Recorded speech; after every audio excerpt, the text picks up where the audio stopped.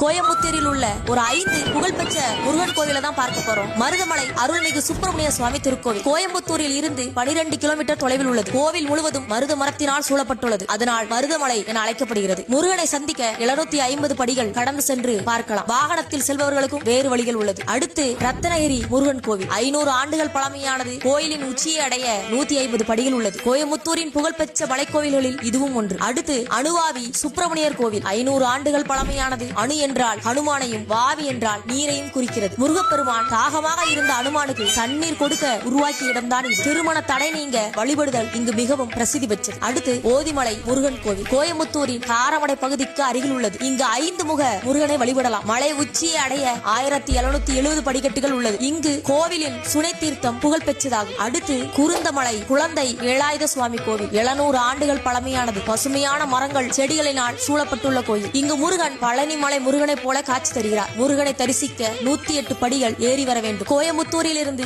24 kilometre பயணம் செய்தால் இந்த கோவிலை அடையலாம். இது போல மற்றொரு வீடியோக்கு நம்ம சேனலை சப்ஸ்கிரைப் பண்ணி வச்சுக்கோங்க.